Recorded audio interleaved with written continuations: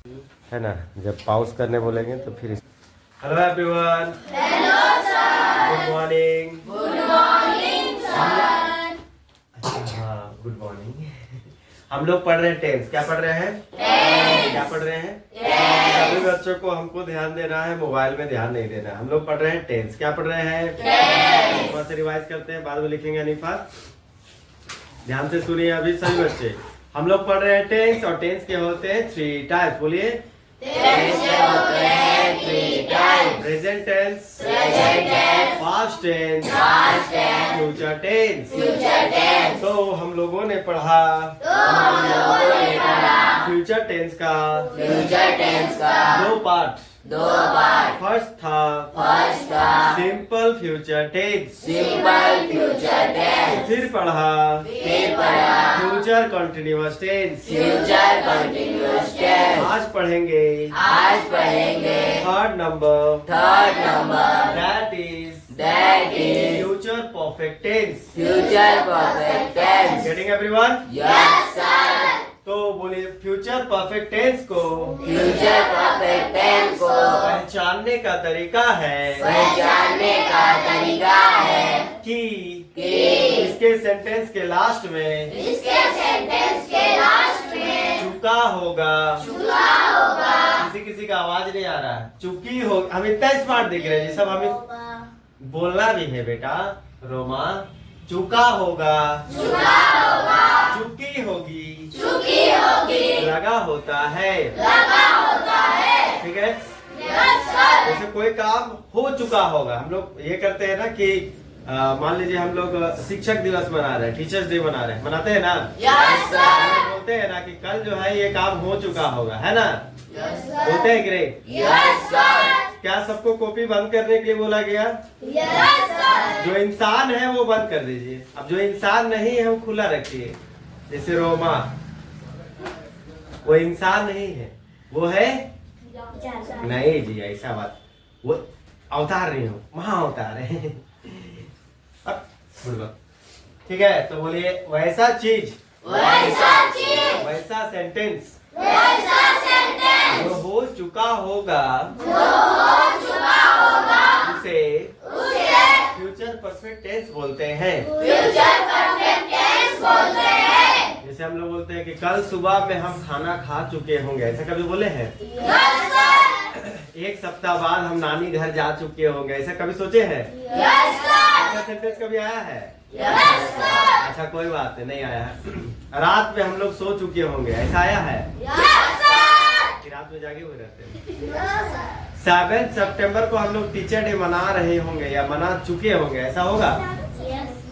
समझ आया?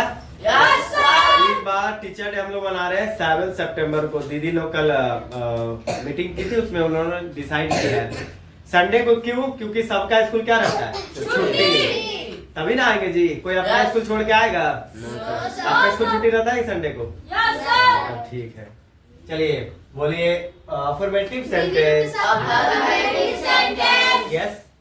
दीदी लोग के साथ हम लोग क्यों बनाएंगे? हम लोग जूनियर है, हम लोग जूनियर पार्टी बनाएंगे। पूरा कोचिंग एक साथ में एक स्कूल में पूरा दमदार मजा से मनाते हैं। आप लोग जूनियर में कितना पैसा कलेक्ट कर लीजिएगा? 2000, 3000, 4000, या छोटा सा अरेंजमेंट हो सकता है। पूरा सब बच्चा एक साथ एक स्कूल में हम लोग जाते हैं, बड़ा जगह में, और वहाँ पूरा धूमधाम से होता है, मजा आता है। बात में तो आप मना सकते हैं अपने क्लास में, इट्स ओके, बट एक साथ का मजा ही कुछ और है। बस मैं जी।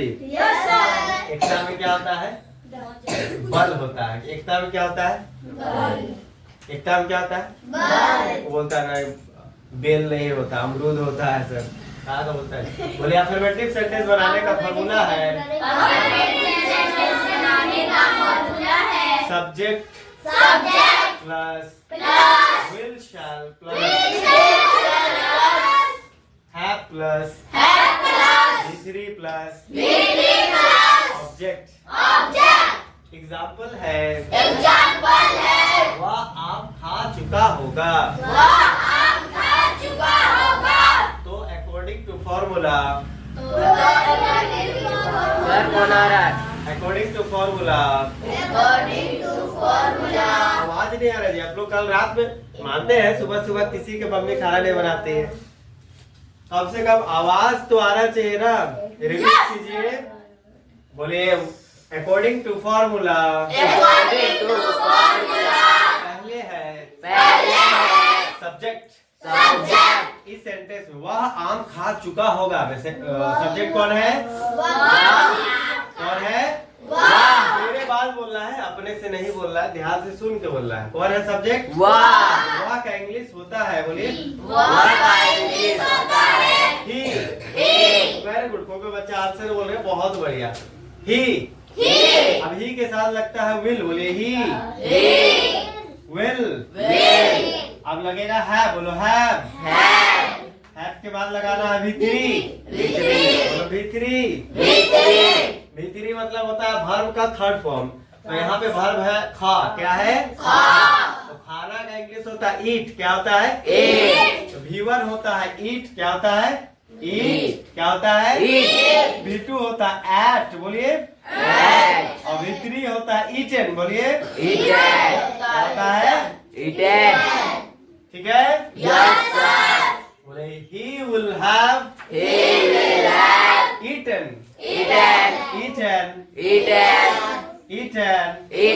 अब लगाना है ऑब्जेक्ट। क्या लगाना है? ऑब्जेक्ट। दोनों बच गया। जैसे वह लिख दिए, खा लिख दिए, चुका होगा के लिए हैव लिख दिए। ठीक है ना? Yes sir. क्या बचा? आम। क्या बचा?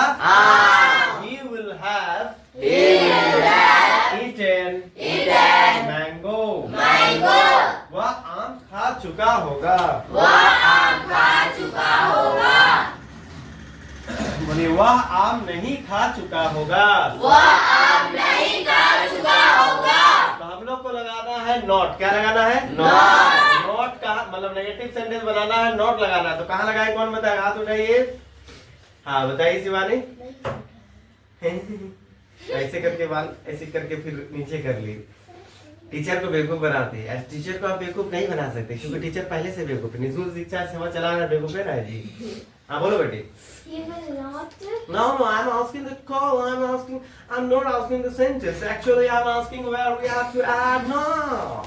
Okay, please sit down. मेरा क्वेश्चन है, नेगेटिव सेंटेंस बनाने के लिए नॉट कहाँ लगाते हैं?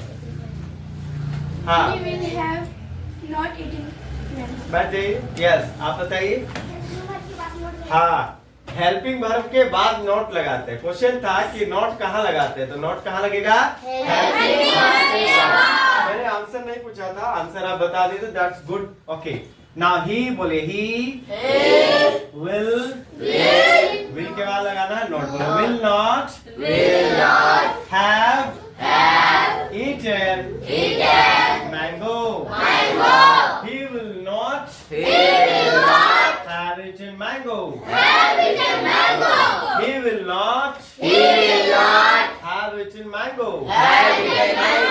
So it is very necessary to know English whenever you are writing the answer of science, writing the answer of SST or any subject. You need the support of English. If you know the formation of sentences, then you can write the answer. Getting everyone? Yes sir। अगर आपको answer पता है और आप लिख नहीं पा रहे तो इसके लिए क्या चाहिए? इंग्लिश में सेंटेंस कैसे बनाते हैं ये सीख रहे हैं हम लोग। Getting everyone? Yes sir. ये इंट्रोगेटिव सेंटेंस बनाने के लिए क्या करते हैं? कौन बताएगा? हाँ राज। हेल्पिंग वर्ब को उठा के पहले लिखते हैं, लास्ट में क्वेश्चन मार्क लगाते हैं। Very good. हेल्पिंग वर्ब को उठा के लिखना है पहले और लास्ट में क्या लगाना है? Question mark. तो विल को मैंने उठाया, पहले लिखा तो क्या दिख रहा है? Will he have eaten mango. Last में क्या लगाना है? Question mark. Getting everyone? Yes sir. तो हम लोगों ने आज पढ़ा फ्यूचर परफेक्ट टेंस। ठीक है, ये था third part of future tense. इसके बाद हम लोग पढ़ेंगे फ्यूचर परफेक्ट कंटीन्यूअस टेंस। वो हम लोग का होगा लास्ट। क्या होगा? लास्ट टेंस होगा। उसके बाद हम लोग का टेंस खत्म हो जाएगा। Now after that we will start the another topic. हम लोग दूसरा टॉपिक स्टार्ट करेंगे। Getting everyone? Yes sir. Bye everyone. Bye. Okay bye everyone.